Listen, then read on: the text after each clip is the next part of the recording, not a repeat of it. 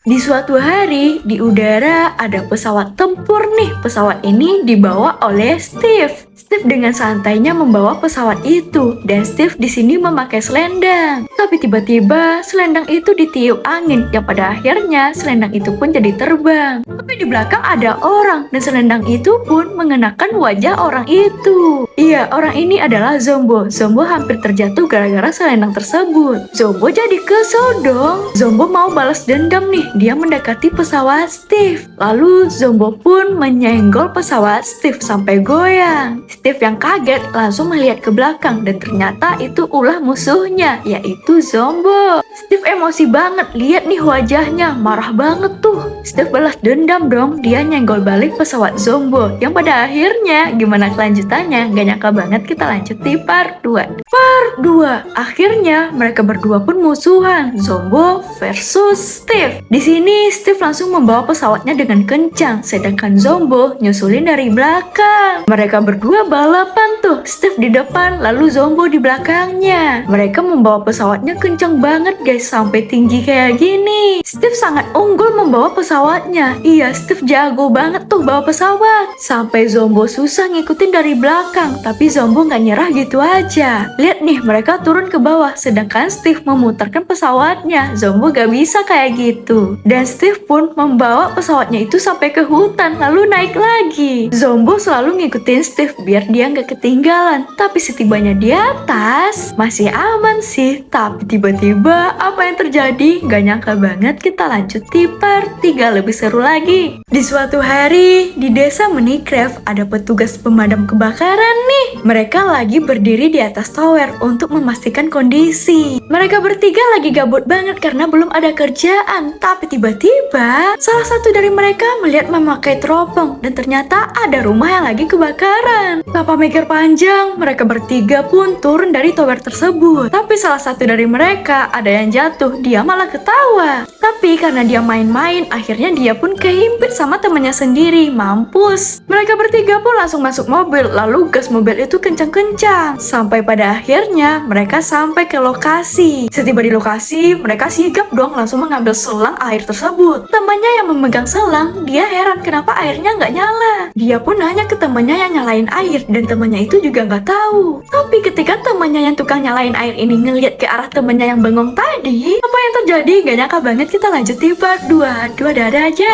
Part 2, dia heran kenapa airnya nggak nyala. Dia nanya ke temannya, tapi temannya juga nggak tahu. Dia ngecek lagi dong ke selangnya, ada apa nih sebenarnya. Tapi ketika temannya ngeliat ke temannya satu lagi, ternyata dia yang bengong tadi ini menginjak selangnya. Ya iyalah, airnya nggak keluar. Dia langsung melepaskan kakinya dari selang tersebut. Tapi temannya jadi kecipratan air dong. Sampai temannya itu jadi terbang karena airnya kenceng banget. Lihat aja nih, dia udah kesusahan nahan selang itu, tapi nggak bisa. Sampai melayang ke kanan ke kiri. Namun si korban atau Alex ini malah membayangkan. Dia membayangkan kalau petugas yang lagi melayang itu lagi menyelamatkan rumahnya dengan cara terbang. Singkat cerita, akhirnya petugas yang terbang tadi itu pun jatuh. Alex pun langsung menghampiri petugas itu dan tiba-tiba Alex mencium dia. Dan ya, mereka saling suka. Teman-temannya pun datang menghampiri mereka berdua. Dan mereka pun hidup bahagia. Mereka jadian dan tamat.